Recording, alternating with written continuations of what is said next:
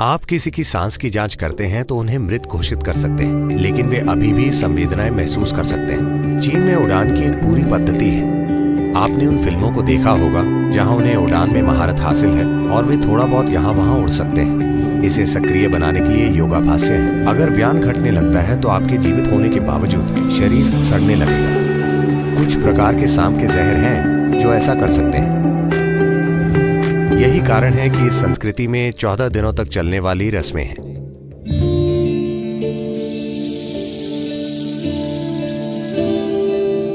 सद्गुरु, आपने जीवन के बारे में बताया और इससे एक बड़ा सवाल खड़ा होता है जो डॉक्टर्स जीवन के बारे में रखते हैं। अब वे कहते हैं कि हमारे शरीर में 1 खरब कोशिकाएं हैं और इनमें से प्रत्येक कोशिका अपने आप में जीवित है।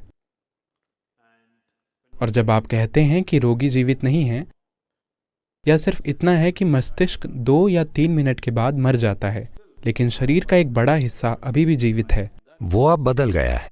डॉक्टर कह रहे हैं कि मस्तिष्क 10 घंटे तक जीवित रहता है। आज ये नया है। तो वह मर चुका है लेकिन मस्तिष्क जीवित है। उसकी त्वचा, उसकी मांसपेशियां, उसकी हड्डियां कई घंटों तक जीवित रहती हैं। तो जब हम कहते हैं कि वह मर चुका है लेकिन उसके शरीर का एक बड़ा हिस्सा अभी भी जीवित होता है, और ये कोशिकाएं मरीज के मर चुकने के बाद भी, अगर आप कोशिकाओं को लेते हैं और उन्हें एक कल्चर। आप में से जो हर दिन शेव कर रहे हैं, आपके मरने के बाद भी हमें फिर भी आपको शेव करना पड़ेगा। आपको ये पता है? बाल उगाते हैं। इसीलिए मैं तैयार हूं। अभी आपने पूछा कि जब कोई मर चुका है तब भी कुछ कोशिकाएं सक्रिय क्यों रहती हैं। ये दर्ज किया गया है कि 10 घंटे तक बहुत सारी गतिविधियां होती हैं और असल में मस्तिष्क एक खास तरह की गतिविधि में चला जाता है और आखिर के कुछ बहुत ही चौंकाने वाले तत्वों को पैदा करता है किसी के मेडिकल रूप से मृत होने के 10 घंटों के अंदर। जैसा कि मैंने कहा, मृत शरीर की 10-11 दिनों तक शेव की जाती है। ऐसा इसलिए है।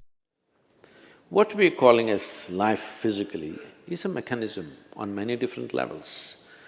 There is hardware and there is software. जिसे हम शारीरिक स्तर पर जीवन कह रहे हैं, वो कई अलग स्तरों पर एक प्रणाली है। इसमें हार्डवेयर है और इसमें सॉफ्टवेयर है। आप तो हार्डवेयर के केंद्र में, हड्डियों के। सॉफ्टवेयर भी उतना ही महत्वपूर्ण है, वरना एक कोशिका को कैसे पता चलेगा कि ये एक मानव कोशिका है, कि ये एक सूअर की कोशिका या पेड़ की कोशिका या कुछ और नहीं है। इसे कैसे पता चलता है? क्योंकि ये एक पूरा सॉफ्टवेयर मौजूद है। याददाश्त है, विकास मूलक याददाश्त, अनुवांशिक याददाश्त, कार्मिक याददाश्त। सिस्टम में हर कोशिका में विभिन्न प्रकार की याददाश्त भरी गई हैं ताकि ये कभी भ्रमित ना हो। अगर आप 3 दिनों तक कुत्ते का भोजन खाते हैं तो आप कुत्ता नहीं बनेंगे, है ना? क्योंकि इसमें स्मृति बनी हुई है। तो एक पूरा सॉफ्टवेयर है। सॉफ्टवेयर पैकेज असल में हार्डवेयर से बड़ा है, बहुत बड़ा, और ये उस ऊर्जा से संचालित है जिसे हम जीवन शक्ति के रूप में मान रहे हैं। योग में हम इसे प्राण कहते हैं। ये 5 बुनियादी आयामों में खुद को अभिव्यक्त करता है। इसके दूसरे रूप भी हैं जो बहुत जटिल हैं। मैं 5 मूल रूप। These are called pranavayu, samanavayu, apanavayu, udanavayu and vyana. इनके अलग अलग कार्य हैं। प्राण का संबंध सांस, श्वसन क्रिया और विचार प्रक्रिया से है। अगर प्राणवायु क्षीण हो जाती है तो आपकी श्वसन क्रिया चली जाएगी। तो तुरंत डॉक्टर जांच करते हैं और कहते हैं ये मर चुका है। वे उनकी छाती को पंप करने की कोशिश करेंगे। अगर सांस वापस नहीं आई तो वो मर चुका है। श्वसन प्रक्रिया और आपके फेफड़ों का काम सीधे तौर पर जुड़े हुए हैं। एक बार श्वसन बंद हो जाता है तो वो प्रक्रिया स्वाभाविक रूप से खत्म हो जाएगी। तो प्राणवायु जा चुकी है। ऐसा नहीं है कि ये एक के बाद एक जाएंगी, वो एक ही समय में जाएंगी, लेकिन एक के जाने का मतलब है कि ये चला गया है। अगर समान वायु चली जाती है, ये सिस्टम में गर्मी पैदा करने का कार्य करती है। तो एक बार जब समान वायु हल्की पड़ने लगती है तो शरीर ठंडा होने लगता है और ये अकड़ने भी लगता है। एक बार जब अपान वायु एक बड़े स्तर पर घटने लगती है तो इसका संवेदी पहलू हमें ये समझना चाहिए। आप किसी की सांस की जांच करके उन्हें मृत घोषित कर सकते हैं, लेकिन वे अभी भी संवेदनाओं को महसूस कर सकते हैं। ऐसे कई मामले सामने आए हैं जहां लोग घबरा गए हैं क्योंकि एक मृत शरीर में थोड़ी हरकत हुई थी। ऐसा बार बार कई बार हुआ है कि जब किसी को मेडिकल दृष्टि से मृत घोषित कर दिया गया था, लेकिन शरीर में फड़कन हुई, जो बहुत हल्के तरीके से होती है क्योंकि संवेदन गतिविधि अभी भी जारी है। जीवन को अभी भी पूरा यकीन नहीं है कि यह खत्म हो गया है, यह अभी भी अपनी ओर से एक कोशिश कर रहा है। जब उदान वायु चली जाती है तब शरीर का हल्कापन भी चला जाता है। जब मैं हल्कापन कहता हूं, देखिए, आप वजन में 70 या 80 या जो भी संख्या में हो, मुझे क्षमा करें, हो सकता है कि आपका वजन 50 या 55 किलोग्राम हो, जो भी आपका वजन है। मान लीजिए आप अभी बहुत खुश और जीवंत हैं, आपको खुद पर 50 किलोग्राम का वजन महसूस नहीं होता है ना? Hello? लेकिन वजन मौजूद है। अगर आप वजन की मशीन पर खड़े हैं तो ये दिखाएगी, लेकिन जब आप चलते हैं तो ये महसूस नहीं होता, क्योंकि ये उड़ान एक उछाल पैदा करता है। इससे आपको गुरुत्वाकर्षण का बल कम महसूस होता है। इसे सक्रिय करने के लिए योगाभ्यास हैं। चीन में उड़ान की एक पूरी पद्धति है। आपने उन फिल्मों को देखा होगा, हॉलीवुड फिल्में, वो कौन सी हैं? क्राउचिंग टाइगर या ऐसा ही कुछ, क्या?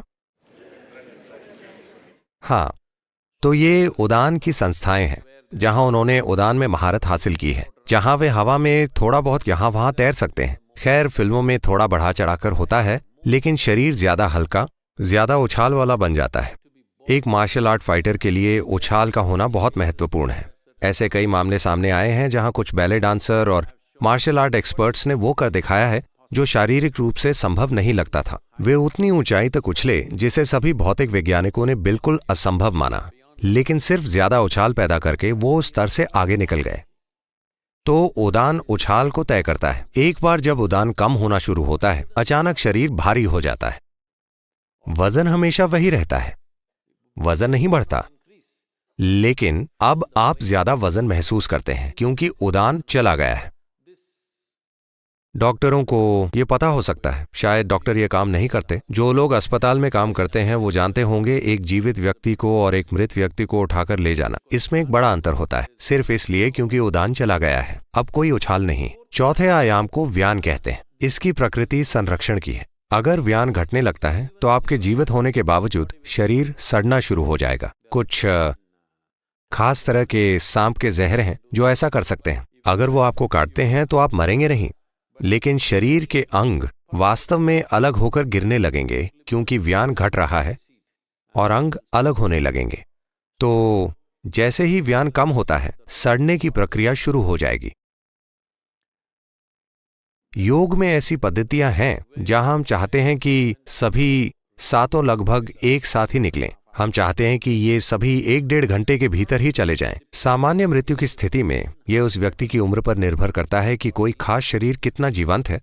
उस आधार पर इसमें लंबा समय लग सकता है। जब मैं लंबा समय कहता हूं तो इसमें 14 घंटे तक लग सकते हैं। व्यान को शरीर छोड़ने में 14 दिन तक लग सकते हैं। यही कारण है कि इस संस्कृति में आपके पास 14 दिनों तक चलने वाले अनुष्ठान हैं, क्योंकि उन्हें लगता है कि व्यान अभी भी मौजूद हो सकता है। क्योंकि जब आप किसी व्यक्ति को दफनाते हैं तो व्यान अभी भी वहां मंडरा सकता है। तो 14 दिन तक। यही कारण है कि 1-1.5 घंटे के भीतर इस संस्कृति में ऐसा नियम था। अगर कोई मर जाता है तो 1-1.5 घंटे के भीतर ही आपको उनका दाह संस्कार कर देना चाहिए। लेकिन फिर गलतियां हुई। जब वे अभी भी जीवित थे, किसी ने उन्हें अंतिम संस्कार की चिता पर डाल दिया तो उन्होंने इसे 4 घंटे तक बढ़ा दिया। 4 घंटे के भीतर आपको दाह संस्कार कर देना चाहिए। लेकिन आजकल कुछ और मुद्दे हैं, इसके बारे में हर तरह के मुद्दे हैं। तो लोग 1 दिन 2 दिन इंतजार करते हैं। बेटी अमेरिका में है, उसे आना है, वो 3 दिन बाद आएगी और वे इंतजार करेंगे। लेकिन ये सोच उसके लिए है जो मर चुका है। हमें यह समझना चाहिए, आप लोगों को मरा हुआ डायग्नोज नहीं करते, आप उन्हें मरा हुआ घोषित करते हैं। ठीक, इसमें अंतर है। तो जब आप उन्हें मृत घोषित करते हैं तो आपके लिए वो मर चुके होते हैं। जहां तक उस व्यक्ति का सवाल है, एक तरह से उसके साथ जो हुआ है वो ये है कि वो शरीर से निकल गया है। उसने अपना शरीर खो दिया है। जीवन भर वो यही सोचता रहा कि वो एक शरीर है। उसे कभी एहसास नहीं हुआ कि हम जो भौतिक पदार्थ ढोते हैं वो इस धरती से इकट्ठा किया हुआ है। उसने कभी इसका एहसास नहीं किया। जब वो अचानक शरीर से बाहर खिसक जाता है तो वो शरीर के आसपास मंडराता है, क्योंकि उसने अपनी भेद है। एक बार जब आप शरीर छोड़ देते हैं तो भेदकारी बुद्धि मौजूद नहीं होती, तो वो उस शरीर के आसपास मंडराता है। तो इस संस्कृति में हमने कहा कि जिस क्षण हम निश्चित हैं कि कोई व्यक्ति पक्के तौर पर मर चुका है तो आपको तुरंत उसका अंतिम संस्कार कर देना चाहिए, क्योंकि ये उस मृत व्यक्ति के लिए अच्छा है, ताकि उसे पता चल जाए कि खेल खत्म हो गया है, और ये जीवित लोगों के लिए भी अच्छा है। आपने देखा होगा कि अगर कोई व्यक्ति जो आपको बहुत प्रिय है मर जाता है और उसका शरीर यहाँ पड़ा है तो आपको मतिभ्रम होता रहता है। हो सकता है कि वो बस सो रहे हों, हो सकता है कि वो उठ बैठें, और हो सकता है कि कोई चमत्कार हो जाए, शायद कुछ और हो जाए। ये अनावश्यक रूप से चलता रहेगा। आप देखेंगे कि लोग रो रहे हैं और बड़ा भावनात्मक नाटक हो रहा है, लेकिन जिस पल आप उनका अंतिम संस्कार करते हैं तो आप देखेंगे कि हर कोई शांत हो जाएगा। क्या आपने इस पर गौर किया है? हमेशा, क्योंकि अब हर कोई जानता है कि खेल खत्म हो चुका है। तो ये जीवित के लिए है और ये मृतक के लिए है। तो जीवन के द्वारा इस सिस्टम को छोड़ने के संबंध में ये बहुत उलझा हुआ है। ये कोई बुलबुला नहीं है जो फूटकर ऐसे चला जाएगा। ये चरणबद्ध तरीके से निकलता है, क्योंकि ये चरणबद्ध तरीके से अंदर आया है और ये चरणबद्ध तरीके से ही जाएगा।